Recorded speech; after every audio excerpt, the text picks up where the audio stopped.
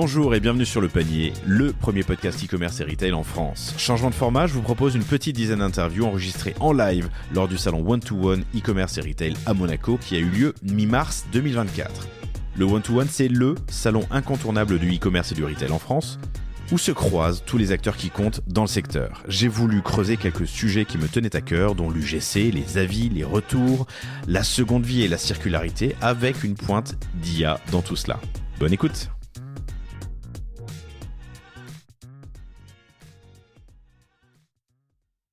Salut à tous, bienvenue dans cette nouvelle capsule que j'enregistre One-to-One à Monaco, salon e-commerce et retail, et j'ai le grand plaisir de recevoir Maxime Garrigue, que vous connaissez bien, chères auditrices, chers auditeurs, parce que je t'avais reçu en septembre pour l'épisode 249. En effet. Tu es le cofondateur de Get Inside, qui est une marketplace de retail média. Exactement. Filez, écoutez cet épisode quand vous aurez fini cette capsule pour mieux comprendre l'Asile Colis et ce que fait Maxime et son équipe. Mais surtout, j'aimerais bien que tu me donnes... Alors déjà, rappelle-moi ce que tu fais, ce que vous faites, et puis surtout, donne-moi quelques nouvelles. Alors, ce qu'on fait, c'est assez simple. On a créé la première marketplace de retail média. On permet à des e-commerçants de transformer l'audience de leur colis en chiffre d'affaires. Et donc, on connecte des annonceurs qui viennent sur notre plateforme, font des propositions de campagne à des e-commerçants pour que ces mêmes e-commerçants insèrent de la publicité dans leur colis. Cette publicité, ça peut être du paid, c'est-à-dire un tiers qui est pas fournisseur du e-commerçant, mais ça peut aussi être du trade marketing ou même de l'exchange. On a pas mal de DNVB qui font de l'échange entre plusieurs e-commerçants pour faire des campagnes d'acquise sans coût média, en échange d'audience de colis. Et moi, en tant que, disons, porteur de ces colis, si on met de la publicité, de la publicité dans mes colis, je peux choisir les annonceurs? Bien sûr, avant d'accepter une campagne, tu vois qu'il y a un annonceur, tu vois l'expérience qui est proposée, et surtout, avant de recevoir des campagnes, tu t'inscris sur Get Inside en donnant pas mal d'éléments, notamment ton prix, ce qui nous permet de dynamiquement te proposer des campagnes assez simples, et toi, tu as 72 heures pour les accepter ou les refuser, tout simplement. Tout simplement. Exactement. Et ça permet d'augmenter son chiffre d'affaires de manière non marginale. On en parlait hier avec The Braderie. Oui, The Braderie, j'étais avec Paul Lay, La Belle Vie, etc. En fait, l'intérêt, c'est que qui dit e-commerçant ou retailer au sens large dit colis. Qui dit colis dit pour beaucoup coût, mais on a besoin de ce coût pour transporter l'objet de la commande. Et nous, on pense que ça peut être aussi un revenu. Et on a pas mal d'annonceurs qui sont désireux d'exploiter cette audience parce que l'ouverture d'un colis, c'est un moment d'hyper attention. Vous êtes focus sur votre ouverture, il n'y a pas de concurrence média. Et ce qu'on va mettre dedans, on le travaille de manière assez qualitative. On demande une exclusivité, on travaille le papier, on travaille pas mal de choses, il faudra aller voir. Et ça nous permet d'avoir des perfs médias assez remarquables. Tu es startup au One-to-One. Oui. Tu as commencé ton pitch hier, je peux le dire, puisque en disant le retail média, c'est comme le sexe à l'adolescence, tout le monde en parle, mais personne connaît, personne pratique. Vraiment, ce qui est vrai. Ce qui est vrai. Parle-moi un peu de retail média. On va pas se mentir. Aujourd'hui, c'est pour plus tard la phrase, on va pas se mentir. Je te l'ai dit maintenant, mais je la redis. On va pas se mentir, mais aujourd'hui, l'acteur qui tire parti du retail média, c'est Amazon. Et la problématique de retail média pour pas mal d'e-commerçants, c'est quand on regarde, il y a pas mal de technologies, c'est complexe de mise en œuvre, parfois coûteux, et en gros, il y a plein d'e-commerçants qui passent pas le pas. Et nous, on résout un peu ce problème en étant un modèle de marketplace où on a zéro capex, c'est-à-dire on demande pas d'abonnement, pas d'engagement, vous vous inscrivez, vous recevez des campagnes ou vous proposez des campagnes à vos fournisseurs. Et nous, on a vraiment cette approche qui est de dire le sujet du retail média, c'est surtout d'amener de la liquidité aux e-commerçants. De leur inventaire et non pas d'amener de la tech qui va complexifier encore des parcours clients, des process internes, et c'est pour ça qu'on s'est attaqué à des formats médias assez simples et on a commencé par le colis. Dans le courant de l'année, on va ajouter d'autres formats médias tels que l'email par exemple ou même de l'insertion panier. L'insertion panier, mais ça c'est déjà live ou pas? On fait quelques tests avec certains e-commerçants. Alors raconte-moi ce que c'est. En gros, tout simplement, vous allez faire une commande sur un e-commerçant A. Et automatiquement, on va vous proposer à l'intérieur du panier, au moment du checkout, une offre que l'e-commerçant d'ailleurs aura validée sur notre plateforme. Et cette offre, c'est une offre gratuite avec un pourcentage. Et si le client valide le panier, automatiquement, il reçoit le code de réduction qui va bien dans sa boîte mail. Et l'intérêt pour l'e-commerçant, c'est qu'on ajoute de la valeur au panier. Évidemment, l'offre peut être retirée et l'e-commerçant est payé au nombre de paniers validés. Ok, et ça peut être gratuit du coup. Enfin, c'est gratuit. C'est gratuit tout le temps. Hyper intéressant. Donc, j'ajoute mon imperméable flotte dans mon panier et on ajoute automatiquement, je sais pas, un truc pour protéger ma selle de vélo. Oui. Ou une autre offre, ou une voilà, réduction. Ça va être une offre, plus une offre commerciale. C'est en gros un code de réduc que tu peux activer à droite ou à gauche, quoi. Ok. Je te demanderai des news ensuite, mais maintenant qu'on est sur le sujet, le retail media, ça existe un peu depuis toujours. Alors vous entendez... l'animation qui commence. D'ailleurs, Maxime pitch repitch, deuxième jour de pitch dans 30 minutes. Ça existe depuis toujours. D'où on vient, où on est, où on va? En fait, moi, ce que j'explique aux clients, c'est que quand une marque ou un e-commerçant voulait faire de l'acquisition, 2000-2010, je faisais du search, ads, grossièrement. Et puis là, c'était le Far West, c'était génial. Les plus anciens ou plus expérimentés d'entre nous qui nous écoutent ont dû aujourd'hui, d'ailleurs, c'est assez compliqué de s'y retrouver dans les interfaces Google, mais à l'époque, on pouvait même acheter des mots-clés, des concurrents sans problème. C'était vraiment, c'est génial. Le Far West. Ouais, le Far West. Donc ça, c'était 2000-2010. 2010-2020, social ads, explosion de Facebook. Et là, je commence à diversifier mon budget. Je vais chercher du social avec du Facebook, du Insta, etc. Et depuis 2020, on a un petit acteur qui s'appelle Amazon qui s'est dit, mais dis donc, j'ai énormément de trafic sur ma plateforme. J'ai un taux de conversion. Allez, on va leur donner 8% de taux de conversion ou 10% si vous voulez, parce que c'est plus simple pour les maths. Ça veut dire que je jette à la poubelle 90% de mon audience. Pourtant, cette audience, elle est qualifiée. Je vais faire des formats médias que je vais vendre à mes vendeurs de ma marketplace. Et ils ont ouvert la voie. Et c'est pour ça qu'ils ont réinventé un peu le retail média pour expliquer aux distributeurs en ligne, ce que tu faisais avec la tête de gondole dans les magasins physiques, tu vas le refaire en ligne. Et donc là, ça pop de partout. On a plein d'acteurs on a du Criteo, du United, on a du Values, on a plein de gens qui pop, qui apportent des technos. Et nous, on est dans cet univers-là avec une conviction. J'aime bien donner des images. C'est un peu comme si on intervenait sur le marché du jeu vidéo. T'as PlayStation et Xbox qui se tirent la bourre sur la capacité technologique. Et nous, on est la Switch. C'est-à-dire qu'on se focalise sur l'usabilité, sur quelque chose de très simple, sans coût fixe pour l'e-commerçant, avec des revenus immédiats. Ok. D'où les colis. Une niche très peu exploitée et qui était jusqu'alors, à l'époque des VPCistes, très exploitée. Et demain ? Alors demain, je l'ai dit un peu tout à l'heure, on va avoir l'email, le panier et surtout l'enjeu, comme on est une marketplace, c'est de faire grossir en même temps la demande et la supply.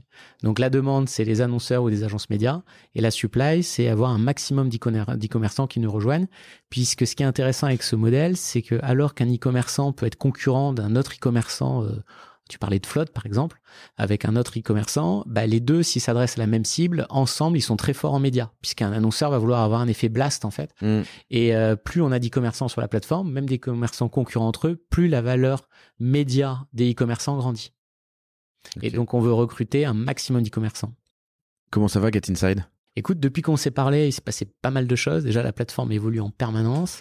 Aujourd'hui, on a plus de 200 annonceurs connectés. On a, au dernier comptage de ce matin, 125 distributeurs référencés qui monétisent, donc avec des grands comme Boulanger, Orchestra qui habillent et pas mal de DNVB. Donc, pour quel volume de colis ou de visites ou de... Ça fluctue. Après, on en a retiré, mais là, je crois qu'on est autour des 80 millions. Ce qui est un gros chiffre, mais on monétise pas 100% de l'inventaire. Bien sûr. Donc voilà, mais on peut bien plus grossir. Pour nous y aider, on vient d'annoncer lundi un deal très important pour nous avec le groupe La Poste, puisque La Poste est l'un des leaders en termes d'acteurs e-commerce en France, avec notamment une marque qui s'appelle Colissimo. Et donc, les commerciaux Colissimo, à partir de la semaine prochaine, vont inviter l'ensemble de leurs clients à monétiser leurs colis avec notre plateforme. C'est huge. Ouais, ça va être pas mal. Ouais, parce qu'ils ont une vraie force de frappe. Je crois qu'ils gèrent... Et du volume.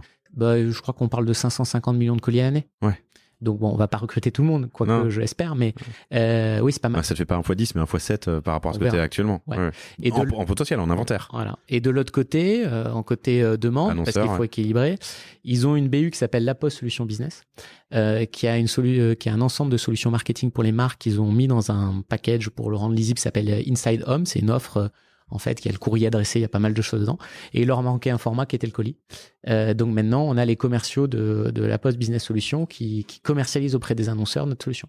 Mais vous êtes tout jeune. Alors, Maxime, tu as une belle expérience. On commence à se connaître un peu d'entrepreneurs. Comment tu as réussi à convaincre La Poste et Colissimo de vous faire confiance ?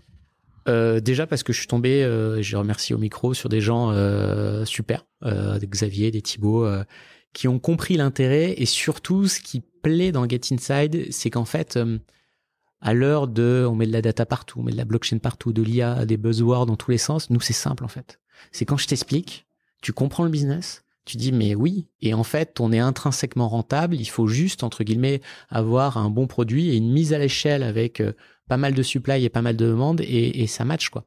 Et quand t'es la Poste, que t'as d'un côté Colissimo, je crois que c'est 45% de part de marché du colis en France, et t'as de l'autre côté la Poste Business Solutions, tu dis mais oui, on y va.